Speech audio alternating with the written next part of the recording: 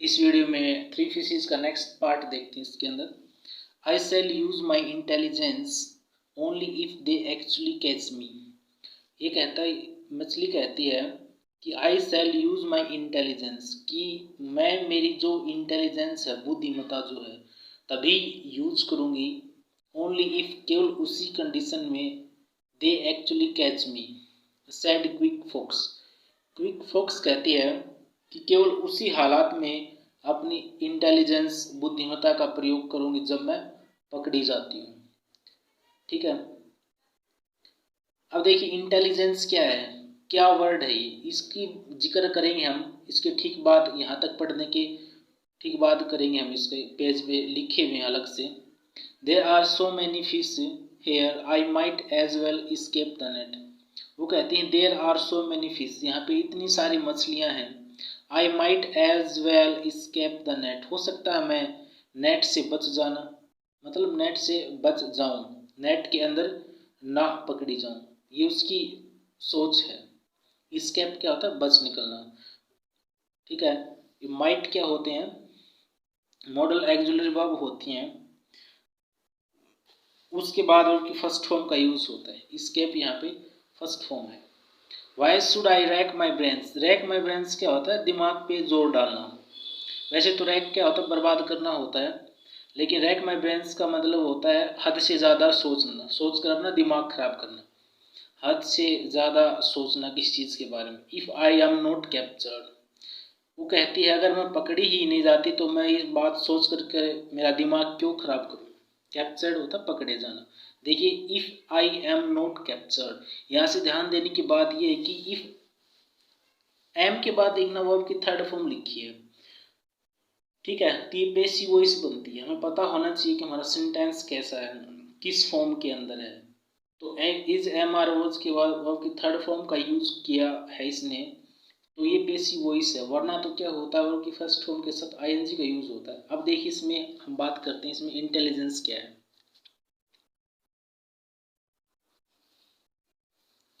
Intelligent क्या होता है, एडजेक्टिव है और उससे बना है। इंटेलिजेंट जो होता है वो एडजेक्टिव होता है, इंटेलिजेंस नाउन होता है। नाउन भी कैसा, एब्स्ट्रैक्ट नाउन है। एब्स्ट्रैक्ट नाउन कैसा होता है, नाइदर कैन टच नोर सी, जिसको ना तो हम छू सकते हैं ना उसको देख सकते हैं, उसको बोलते हैं एब्स्ट्रैक्ट नाउन। वो कहती है मैनी फिश, लिखा ना हमने वहां पे, मैनी होता है संख्या दिखाने के लिए, मच होता है मात्रा दिखाने के लिए। ठीक है,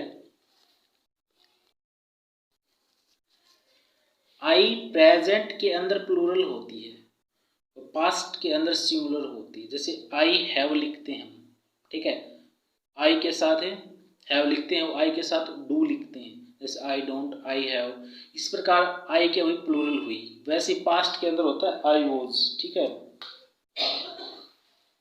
अब वोंट के बाद वर्ब की टू प्लस में वर्ब की फर्स्ट फॉर्म का यूज होता है। वोंट हमेशा ही टू प्लस वर्ब की फर्स्ट फॉर्म का यूज आएगा इसके अंदर। और दूसरी बात अब और देख लेते हैं इसके अंदर, यहाँ पर वर्ब की बेस फॉर्म, वर्ब की बेस फॉर्म प्लूरल होती है, उसे एस या इस जोड़ करके सिंगुलर बनाया जाता है। ये बहुत इंपॉर्टेंट चीज़ है। जैसे मैं कहूँ they do not play hockey, तो डू यहाँ पे क्या है, बेसिक फॉर्म है। तो डज हुआ तो इसका मतलब देख, सब्जेक्ट अपना प्लूरल है तो वर्ब भी उसके हिसाब से आएगी प्लूरल।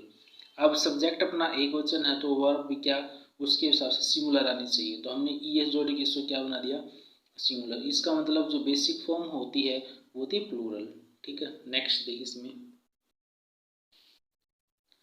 वाई बोदर, क्यों परेशान हो, क्यों परेशान होना।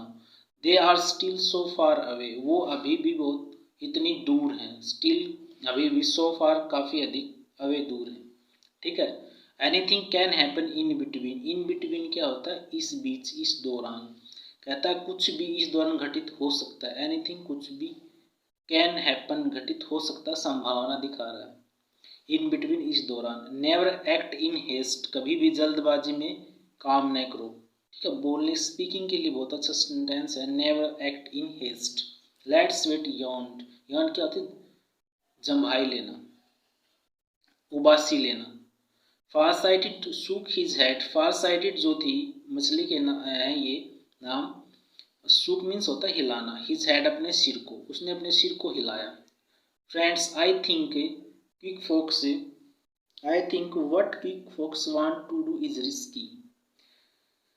उसने कहा कि मेरा सोचना ये है कि क्विक फॉक्स जो चाहती है वो बहुत ही रिस्की है, यानी खतरे से भरा हुआ है। देखो वांट आ गया, वांट के बाद टू आया और उसके बाद वर्ब की फर्स्ट फॉर्म आई, यही तो हमने बताया था, वांट के बाद हमेशा ही टू प्लस वर्ब की फर्स्ट फॉर्म आती, याद रखना है। ठीक है, फाइनाइट का चैप्टर है।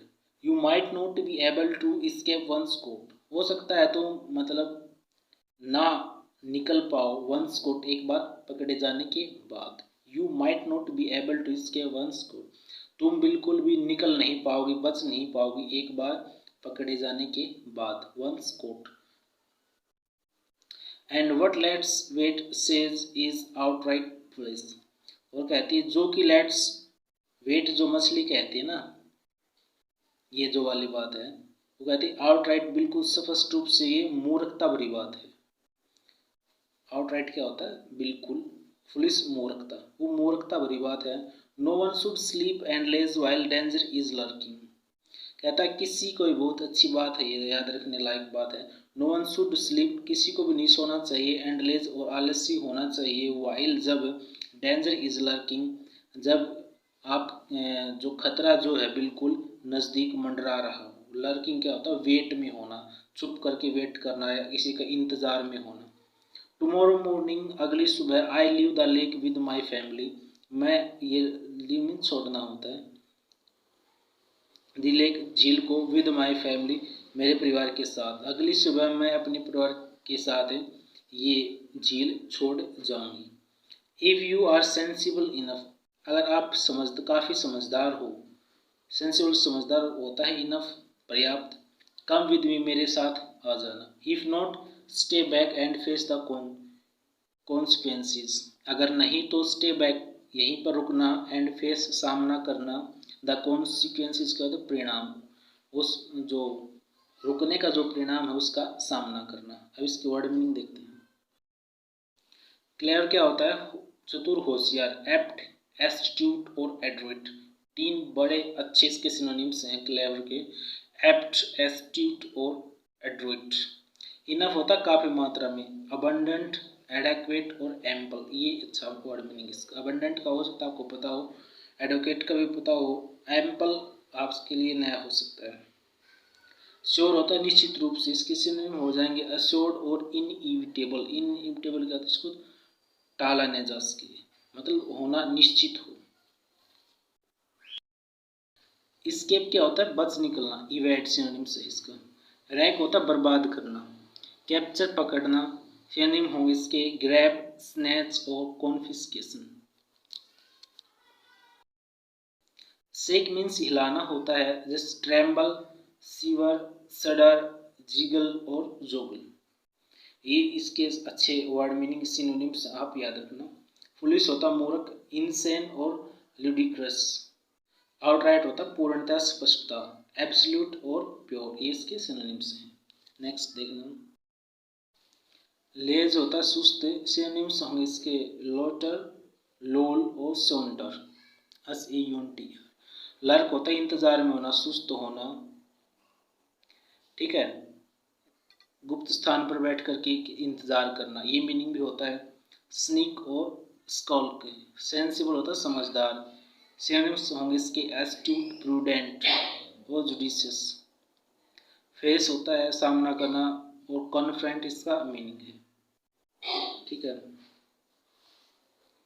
कॉन्सिक्वेंसेस क्या होता है, परिणाम, सिनोनिम होंगे इसके अपसोट और सीक्वल, तो अच्छे हैं इसके, अपसोट बिल्कुल अच्छा सिनोनिम है इसका, सीक्वल भी अच्छा है।